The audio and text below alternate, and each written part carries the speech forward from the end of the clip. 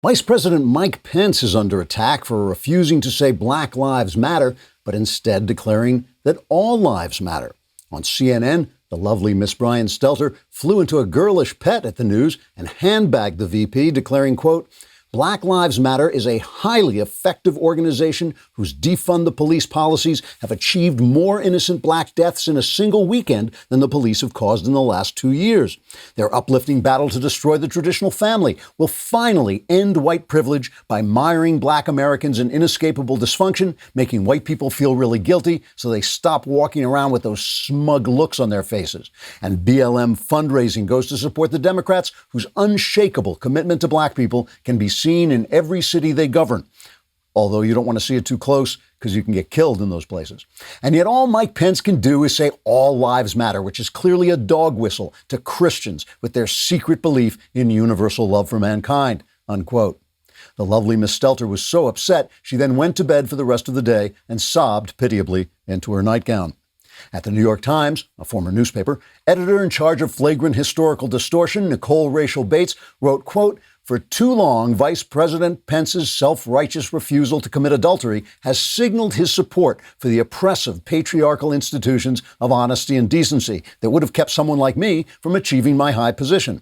Fortunately, the New York Times has abandoned those institutions, leaving me free to break the chains of fact and history that have for so long enslaved my people, namely lying crazy women, unquote.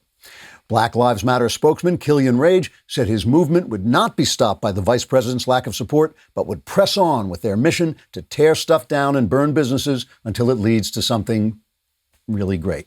Trigger warning, I'm Andrew Klavan. This is The Andrew Klavan Show. I feel hunky-dunky, life is tickety-boo. Birds are winging, also singing hunky-dunky-doo. Ship-shaped, ipsy-topsy, the world is zippity-zing. It's a wonderful day, hurrah, hooray! It makes me want to sing. Oh, hurrah, hooray! Oh, hooray, hurrah! All right, the Klavanless weekend at last is over, and the strong have survived and are here with us, and the weak, well, we'll remember them. We're glad to have you come on and subscribe. Please subscribe to the Andrew Klavan YouTube channel. It not just will get you into heaven, but it will also make you feel good about yourself and hurt Michael Knowles. So it just achieves everything. And we're watching your comments there. We have one today from Seth Koch who says his bald head is brighter than my future. Don't feel bad about that. My bald head is brighter than everybody's future, basically. Over the weekend, Charles Kessler, the editor of the Claremont Review of Books, wrote an excellent piece for the New York Post headlined, Call Them the 1619 Riots. In the article, Kessler points to the idea that fuels and justifies the widespread leftist violence, or as it's called in the media, the mostly peaceful leftist violence. He says the idea is that America was, quote, born a racist nation and remains one today. And he says that idea was popularized by the New York Times Dishonest 1619 Project led by Nicole Hannah-Jones. Hannah-Jones, who, by the way, in my opinion, is a truly awful person who publishes untruths and distortions and then defends them by racist attacks on her critics. Hannah-Jones responded to Kessler by tweet saying, quote, it would be an honor to have the riots named after her distorted and ahistorical 1619 project. Hannah-Jones has already supported vandalism and looting, saying that attacks on property aren't violence.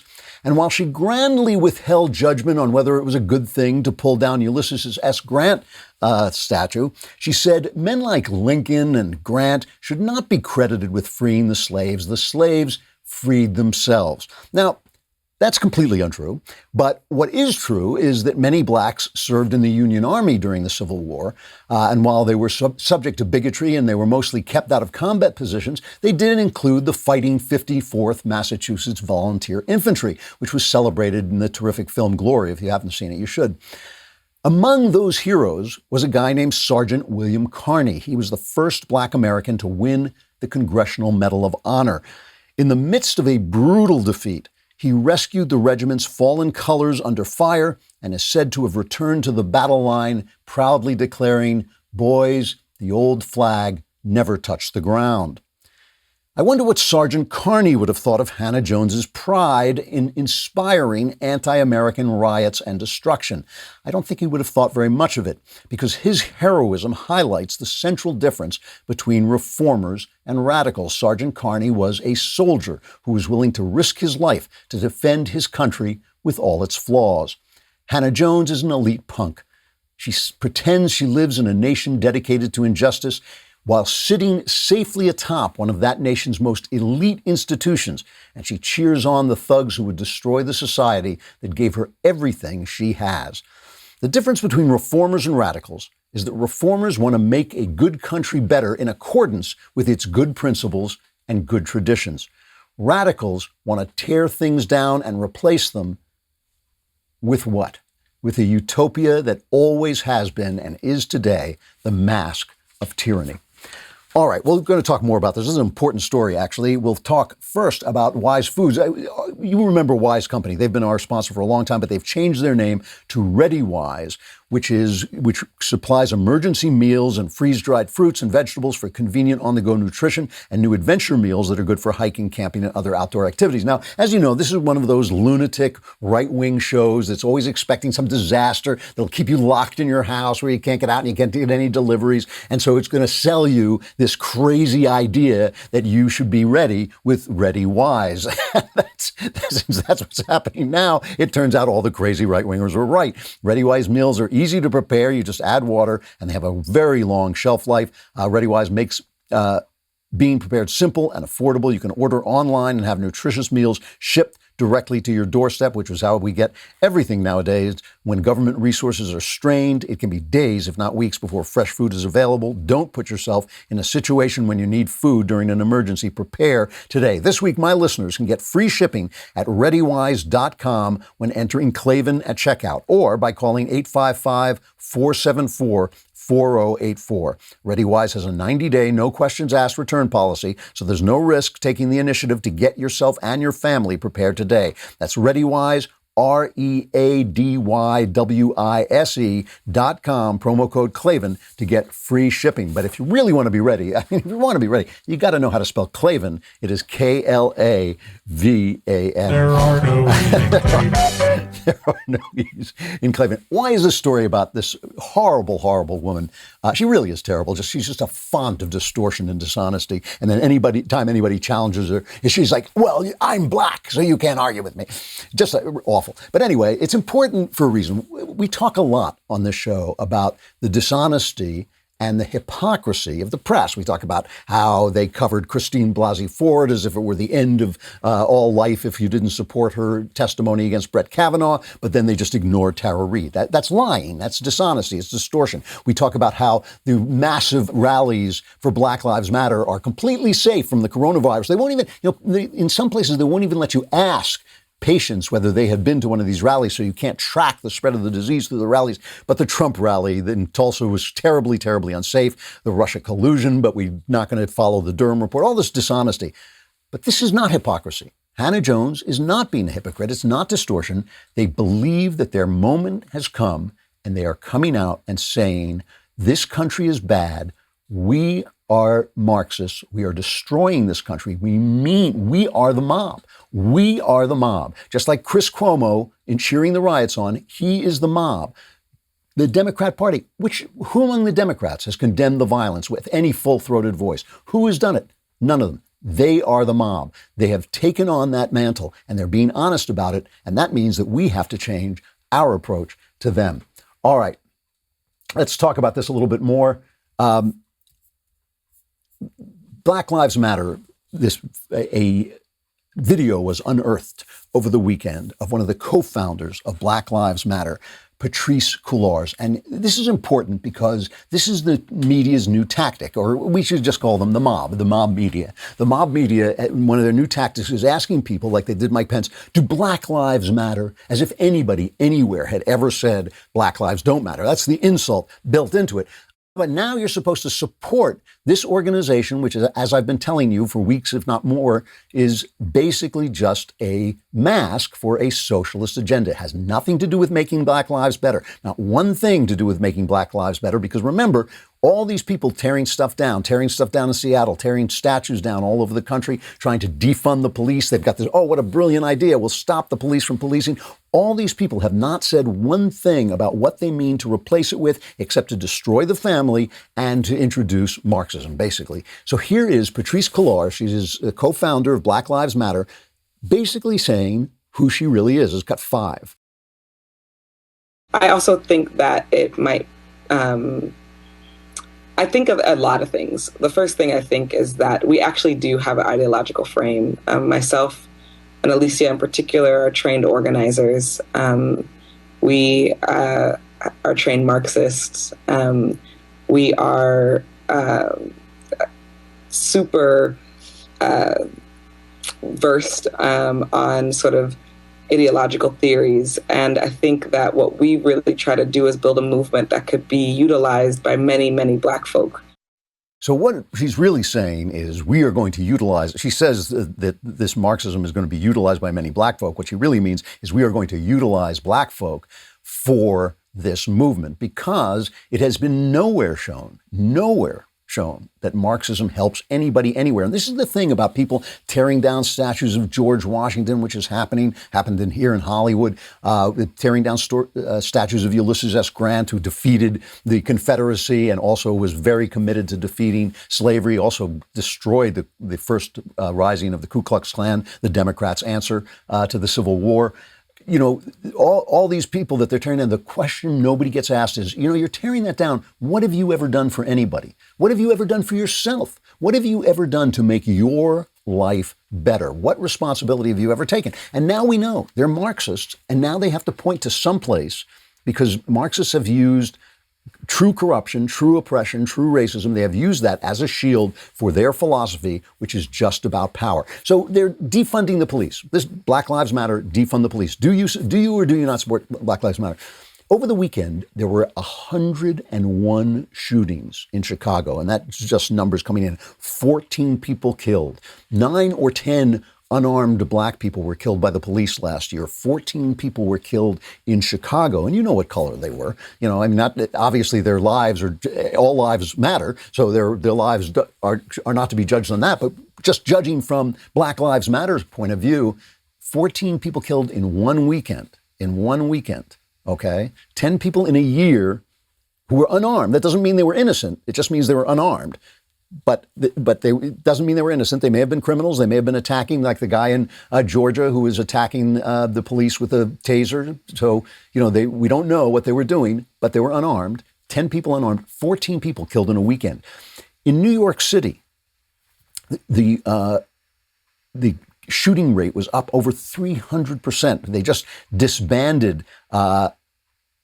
disbanded one of their units, and they're now defunding the police. They've taken, I can't remember, there's a lot of money out of the police department, and they've disbanded the undercover anti-crime units across every precinct. 21 shootings were reported across 4 boroughs between Friday and Saturday. The NYPD said 2 people died. Shooting last week rocketed compared with the same time period in 2019 from 12 last year to 55 this year, 55 shooting. Unbelievable. In the most recent reported shooting, a 27-year-old man died of multiple gunshot wounds to his torso, face, and leg in front of 640 Stanley Avenue, a 17-year-old boy. One of the cops said, "This is what the politicians wanted. No bail, nobody in Rikers, cops not arresting anyone.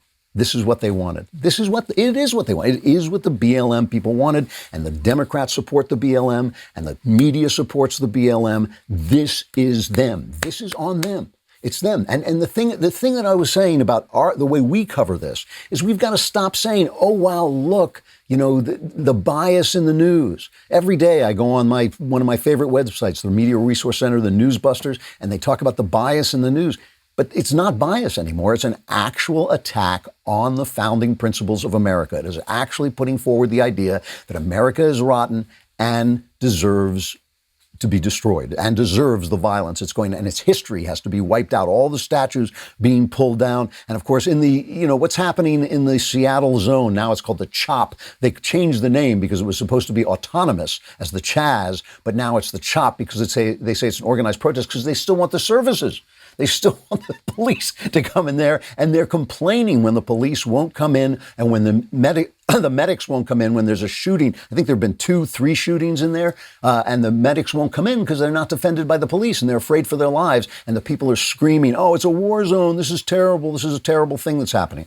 So here is Eric Swalwell. Now, you remember Eric Swalwell. He's you, right? Remember, that was his campaign. When he opened his campaign for presidency, he said, I understand you. I am you. So this is you talking. And here he is attacking the Republicans using what is obviously going to be the talking point that they've all decided together, the media and the press, because they're all the mob. They're all on the side of the mob. Every one of them. That's who they are. Unless they come out and say, I am not with Hannah Jones, I'm not with Black Lives Matter, they are on the side of the mob. And this goes for all of them. Right? It goes for Chris Wallace until he comes out and says something about it, because this is what they're all doing. So here's Eric Swalwell pulling this routine.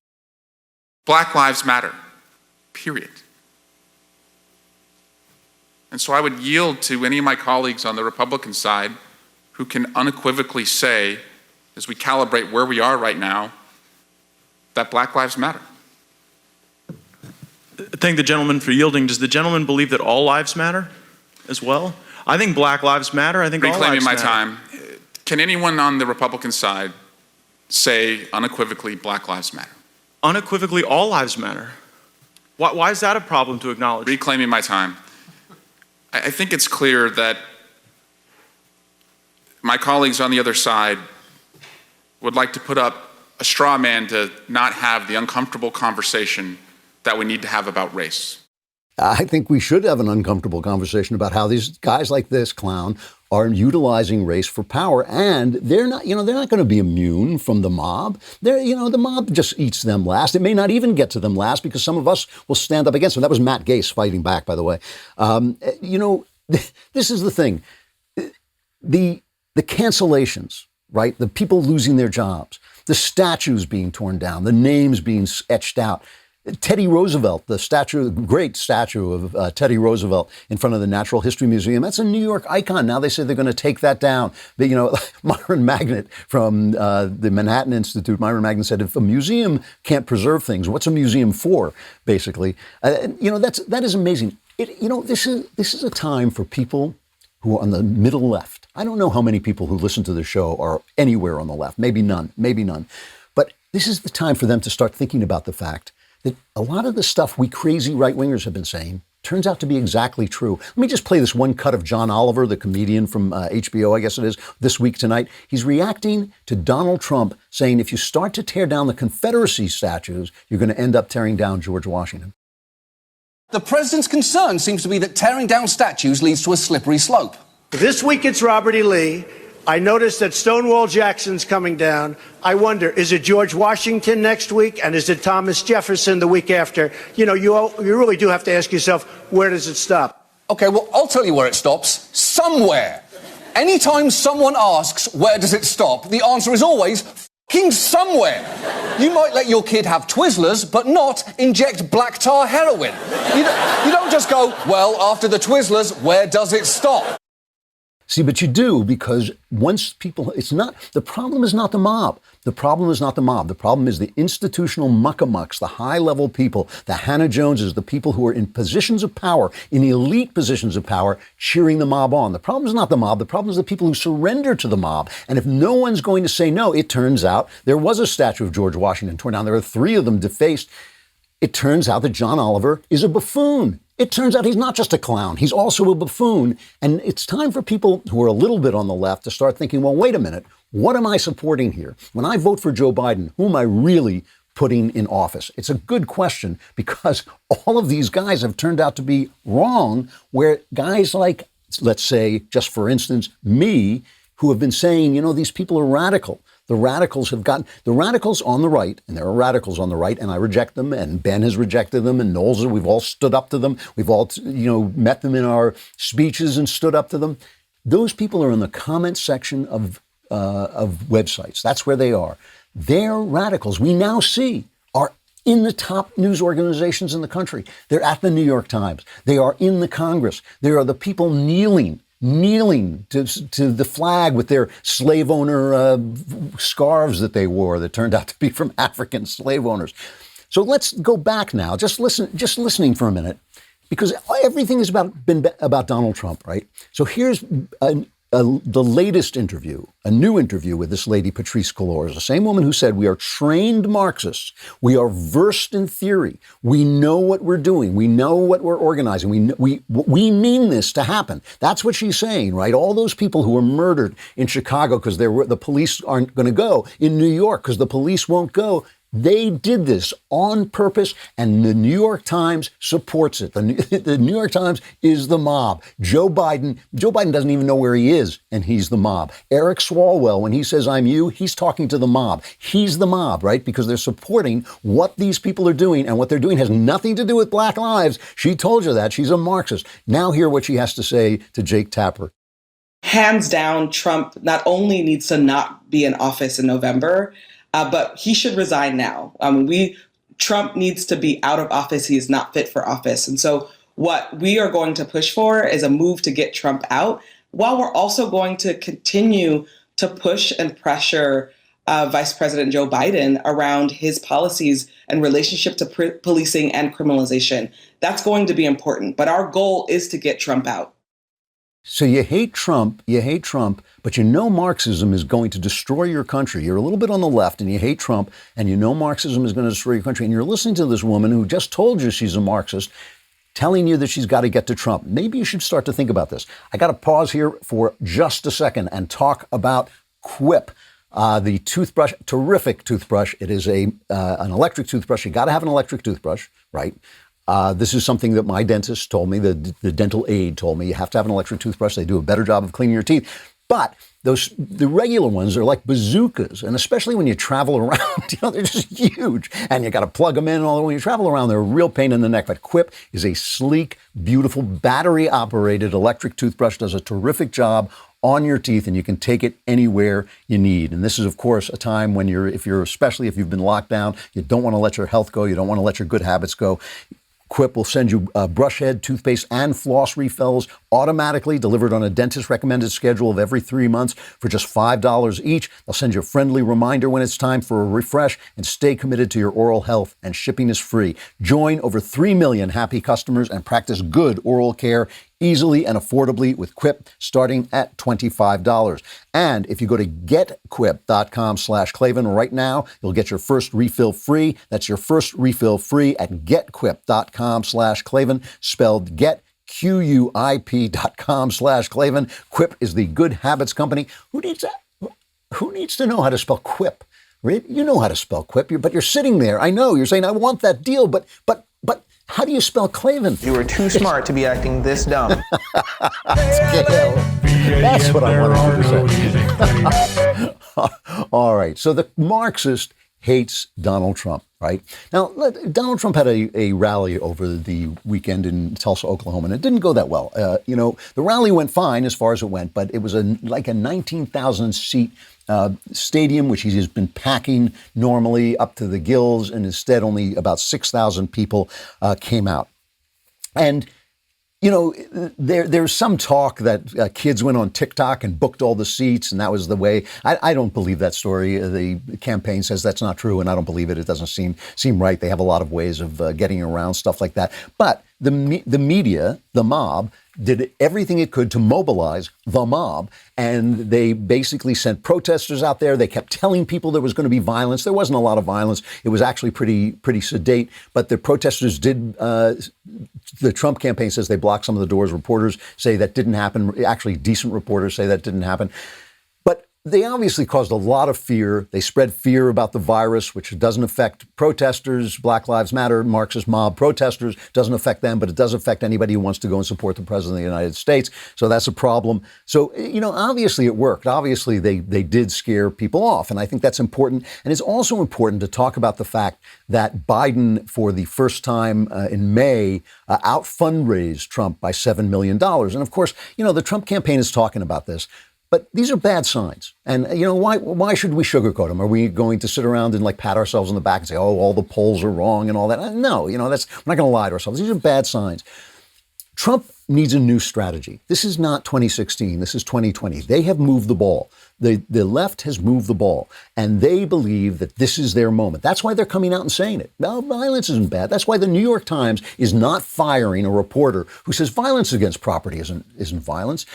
They have become that radicalized. They are basically riding the wave of the mob. They think they're going to be able to stop. They think they're going to be going to hop off the wave once they get the power they want. That's not the way it works. The mob will come after them as well. It's already coming after the late night comedians. Jimmy Fallon and Jimmy Kimmel did some blackface thing a long time ago, and now they have to go on vacation. They're going, Kimmel is going on vacation. Fallon is under fire. I am so. If I didn't think it would give Ben a heart attack, I would do my entire show in blackface just to give these people the finger at this point. Just to say, I'm an American. I'll do any joke I want. That's, I would do it, but I know Ben would just clutch his chest and fall over dead, and we can't afford to lose him. We love the guy, and he's so popular, so I don't want to kill Ben. But at this point, I just think people have got to stop apologizing for this country. They've got to stop apologizing for being rough and ready. They've got to stop walking around with their heads down and their eyes on the ground. They've got to stop it. And Trump has got to start selling that message. Some of the stuff he sold he was saying at this Tulsa rally was really good.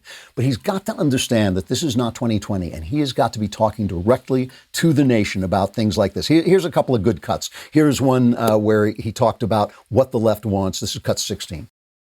They were heading over to the Jefferson Memorial recently, and they wanted to do damage to our great, beautiful Jefferson Memorial. Not going to happen. Don't worry about it. We have it surrounded with very strong people. The choice in 220 is very simple. Do you want to bow before the left-wing mob? Or do you want to stand up tall and proud as Americans? That's good stuff. And that's what he's got to stick with. He's got to stop. Before, in 2016, the attacks on him were so wild and so insane that his propensity for dealing with everything personally, for fighting personal battles, made sense. We were all laughing because he was making fun of the left coming after him so crazily, so insanely. And he was right to indulge his propensity for personal battles. But the question now is the country itself is hurting, and it's not his fault. It's not his fault that there was a pandemic. It's not his fault that leftist institutions have been destroyed, that the left has destroyed our institutions. These are things that happened before he got there. He has only brought them to the surface. He's only lanced the boil. That is the thing about Donald Trump, is he has lanced the boil. Our institutions were broken. Our legislature has stopped legislating. Our press has stopped covering the news. Our academies have stopped teaching. Our courts are legislating. Everything in our country has stopped because of leftism. Everything in our country has stopped. Trump did not cause that, but he did lance the boil, and now we're suffering because it's all come out. I mean, we've gone back to the 1970s before Reagan in a finger snap. It just happened like that. Suddenly, we were walking along. We thought, no, this is post-Reagan America. We're all doing pretty well.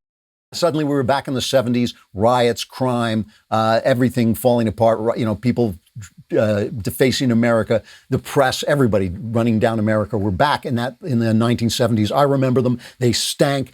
They came back in a big, big hurry.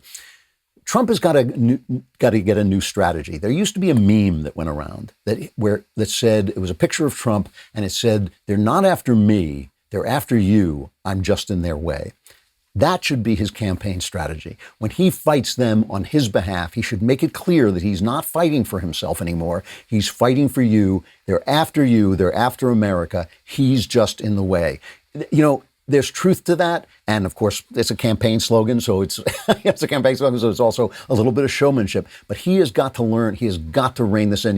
Ben and I had this big, it wasn't an argument, but he was basically razzing me on backstage. Ben was saying, you think that Trump has a strategy, but he doesn't have a strategy. He's got no impulse control. Those are two different things. Trump has no impulse control. He has a real problem with impulse control, but he is a good politician. He's a good natural gut politician. He's just got to think through, he's got to attune his gut to the country again, because he's been locked away because of the virus. He's been locked away in Washington. He's starting to suffer from the atmosphere there. That toxic Beltway atmosphere is getting to him, and he's lost his feeling a little bit for it. He's lost his feeling a little bit for what's going on. He's got to shift. He's got to shift the way he talks. It was funny at this Tulsa Tulsa thing when he made fun of the way the left was mocking him for going down a ramp slowly. Remember, he went down this ramp carefully and he drank water using two hands, and he showed people he could drink water with one hand and then threw the glass away. That's funny stuff.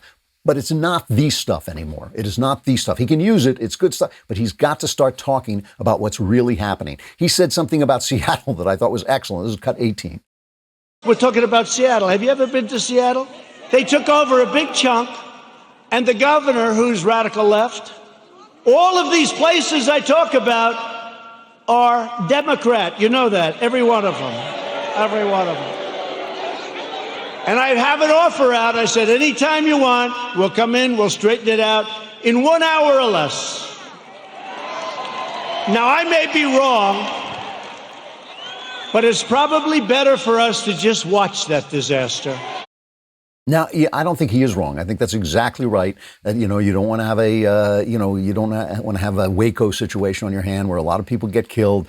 I know that might satisfy some people's anger at this point, but no, that's the right thing to do. Tell them, I'll come in if you want me to come in, and if they don't ask, and there continue to be shootings and rapes, and there will. I told you when this happened what was going to happen. Now it's happened. I mean, now you always get tomorrow's news today here, and I told you exactly what was going to happen because it was obvious, because it's what always happens. It's what always happens when the law and order breaks down. It's what always happens when the Marxists come in. We know what it is, and now we know a new thing.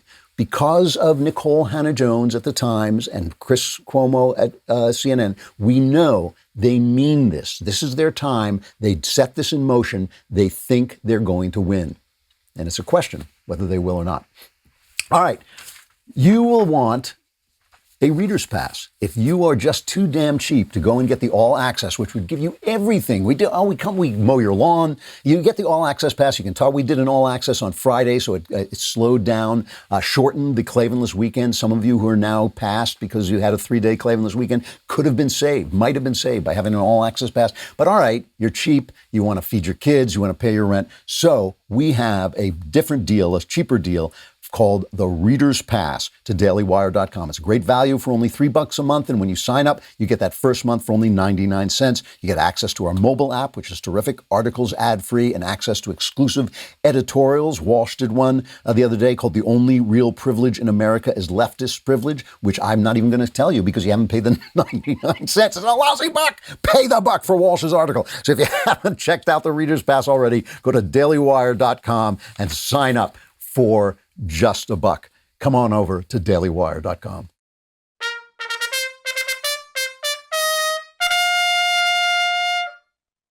So the whole thing about Trump, it really is funny how Trump just stands in the center of this. And he's a big character. I mean, I've always said this.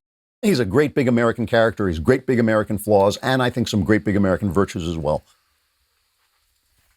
And everybody who listens to this show always wants to hear, good things about Trump and never wants to hear bad things about Trump, never wants to hear me criticize Trump, which basically I do sometimes because I think he's hurting himself.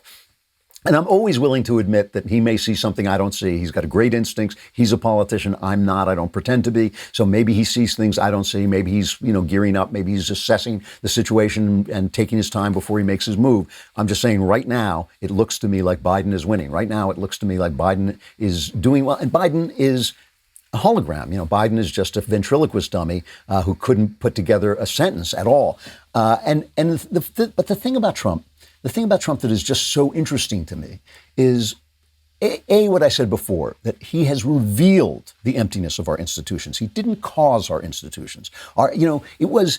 To choose between a Hillary Clinton and a Donald Trump, to not have a real statesman, a guy who has a theory about how to govern and all this stuff, that's a sad choice to have to make. Trump was the right choice to make, but because if Hillary had been in, we'd just have these empty institutions continue to spread like the Blob in that old horror movie. But with Trump, we knew that we were going to see the left go insane and reveal itself, and it has.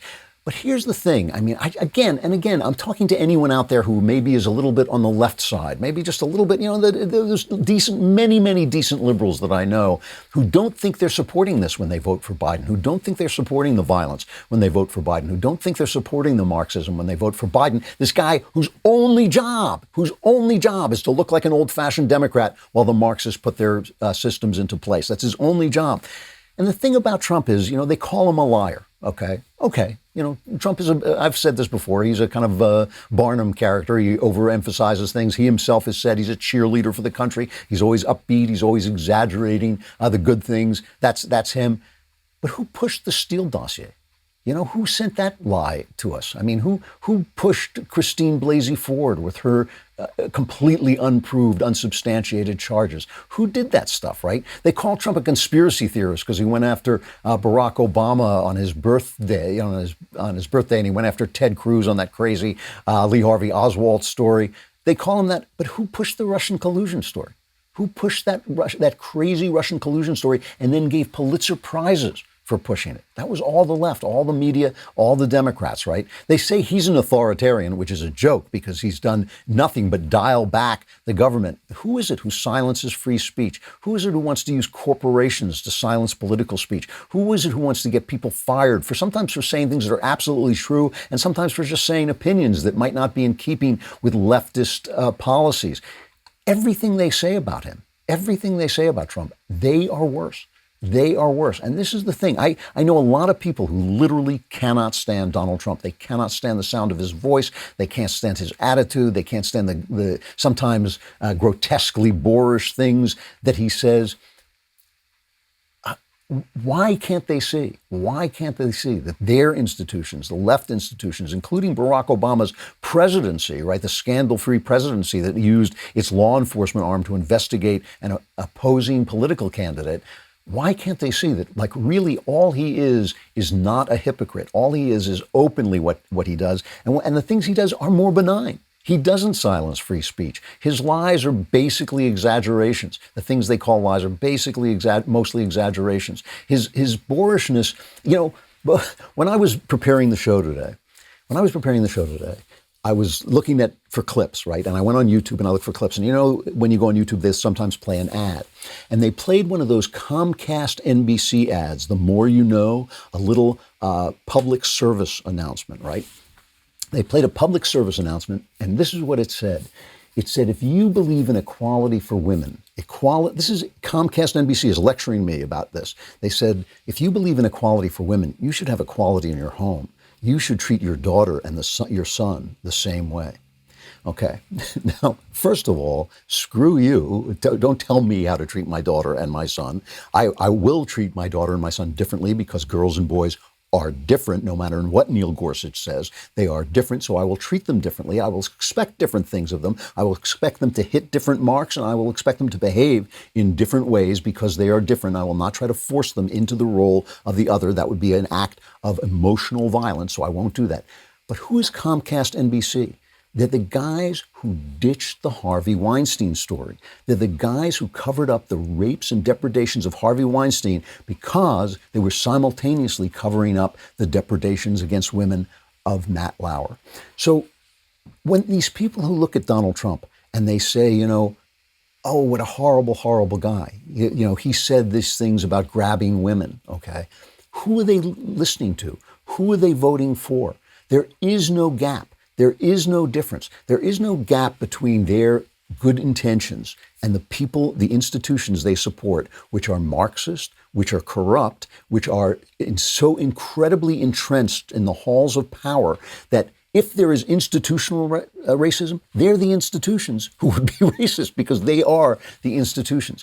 Donald Trump is a loose cannon. He is a wild card, but certainly nothing that he has done comes anywhere near what they have done and what their institutions have done. And the institutions attacking him, basically, this is the thing that I used to laugh right after the election when my leftist friends would scream at me, how could you have voted for Donald Trump? I would say, he wasn't running against Lincoln.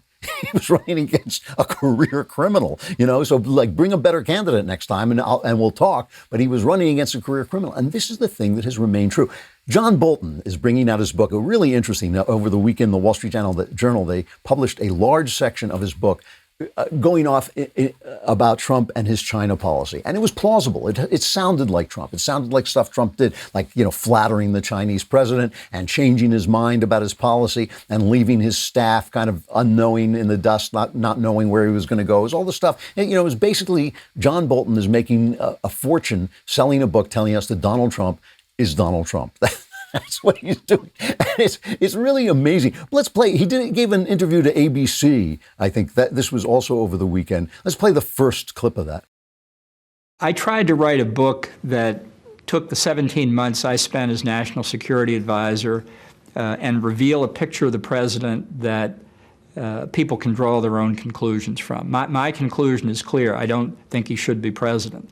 I don't think he's fit for office. I don't think he has the competence to carry out the job. I don't think he's a conservative Republican. It's just an amazing thing, and everybody hates him. Now, so let's play cut 9. Nobody on any side is on Bolton's side. I guess we now know why Mr. Bolton is so angry. Trump didn't want to bomb everyone like a lot of neocons want. It hurts the country. And if you are a Republican and you're doing this, you're basically saying, I'm going to do what I can to get Joe Biden elected. That goes against everything that John Bolton has done his entire career. Every bit of Donald Trump's disgrace in office is now also John Bolton's disgrace, because by refusing to testify to the impeachment inquiry, John Bolton violated his oath of office to support and defend the Constitution. John Bolton could spend the rest of his life like Lady Macbeth trying to wash the blood off his hands, and it would be there still. And now Bolton is attempting to literally cash in on betrayal of his country. So that was the left and the right going after him. Nobody likes Bolton. But what got me about it was it's just Trump is Trump. It's Trump is Trump. And we knew Trump was Trump when we sent him. No president has ever been sent to office more well-known than Donald Trump. We knew who Trump was. People were trying to tell you something. They were trying to tell you what the other side was doing, and nobody would listen because the other side is so corrupt. And I think some Republicans also benefited from the Marxism of the left. They made their living denouncing it without doing a damn thing about it. Now it's time to choose. It is time to choose. And I think the choice is pretty clear. Donald Trump is a loose cannon, is a bore sometimes, is a mean guy sometimes. But this is the other side. We know who they are now. They've come out of the closet. And we can't call them hypocrites. They are truly honest about who they are, and who they are is the mob. All right, I want to end with a final reflection about the Neil Gorsuch decision. The Neil Gorsuch decision, I wrote a column about it. You can find it on Daily Wire if you have a reader's pass, about how absurd his opinion was, but that it wasn't absurd the way people say it was. The Christian website World said in Gorsuch's opinion, this is an opinion that you can't fire somebody for being gay or transgender because it is prejudicial against his sex, right? Is firing him for his sex. And the Christian website World, very popular, good website, said that Gorsuch's decision expands the definition of sex to include sexual orientation and gender identity. And I wrote that's not true. What it does is it strips the word sex of any real world meaning whatsoever. What Gorsuch said was that if you penalize somebody for sleeping with a woman and it happens to be a woman, you're just penalizing her because she's a woman, right? In other words, there's nothing natural about being a woman. There's nothing a woman naturally does, like sleep with men as opposed to sleeping with women. So heterosexuality, homosexuality have no moral content. These are actions that they're just objects. They're just putting the pencil through the donut, as we used to joke. It is just like it doesn't matter where the hole is, doesn't matter what the object is, just, wherever you put that one thing into another. In other words, the human person is an empty shape. And all this brought back to me the movie Blow Up. And a lot of people don't remember this movie Blow Up. And it was made in 1966, and it's an art house film. It's by Michelangelo Antonioni, I believe his name is pronounced. And it's an art house film, and it's kind of slow and weird and all this stuff, but it is the one film Antonioni made that I can watch. And it is an actual great film. I have to say, I think it is. It's a weird film. It's an offbeat film. You might not like it, but it is an actual interesting film. It's about a photographer. And it is about a world in which everything has been stripped of every meaning except its shape. It is about Neil Gorsuch's world. Women are just body outlines. That's all they are. Murder has no meaning. Pictures are the only thing. At one point, he gets obsessed with the propeller. He has to have a propeller, and it's the shape of the propeller he wants, but there's nothing for it to propel. There's no plane. And in the very famous scene, the very famous last scene of this movie, the bunch of clowns who are running through London, these leftist clowns basically, start to play a game of tennis with an imaginary ball. And they hit a ball, and the photographer sees the ball, and they say, pick up the ball, pick up the ball. And he picks up the ball, and he throws it back, this invisible make-believe ball, and he throws it back to them. And then he stands there watching this make-believe tennis game, and he starts to hear the ball being hit, and then he vanishes. He disappears. And that's the end of the movie. And it really is a story about a world without any meaning, a world that's just been reduced to body outlines. And you know what? Without God, without some sense of spiritual reality, without some sense that we are more than just meat, that is the world. That is Neil Gorsuch's world that he bought into. It's a leftist vision, it's a materialist vision, and he bought into it. He bought into look, you can say there's nothing wrong with saying homosexuality is fine. It's as good or better or worse or whatever you want to say as heterosexuality. You can say anything you want about it, except that it's the same. You can't say it's the same thing. It is not the same thing for a man to sleep with a woman as for a man to sleep with a man. Again, you can condemn it, you can praise it, you can sing its praises, you can do whatever you want. You can have any opinion you want and have to defend it. You have to defend your opinion.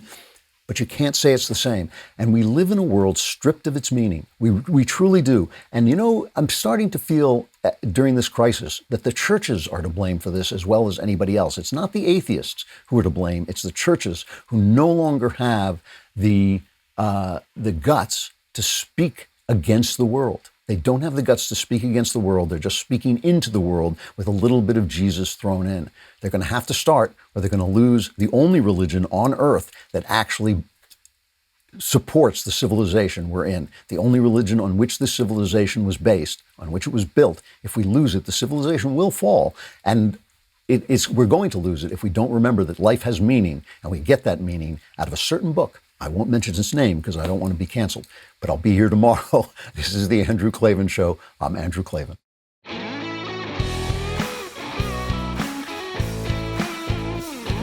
The Andrew Klavan Show is produced by Robert Sterling. Executive producer, Jeremy Boring. Technical producer, Austin Stevens. And our supervising producer is Mathis Glover. Assistant director, Pavel Wydowski. Edited by Adam Sayevitz. Audio mixed by Robin Fenderson. Hair and makeup is by Jesua Alvera. Animations are by Cynthia Angulo. Production assistants, McKenna Waters and Ryan Love. The Andrew Klavan Show is a Daily Wire production. Copyright Daily Wire 2020. The Matt Walsh Show, it's not just another show about politics. I think there are enough of those already out there. We talk about culture because culture drives politics and it drives everything else. So my main focuses are life, family, faith. Those are fundamental, and that's what this show is about. I hope you'll give it a listen.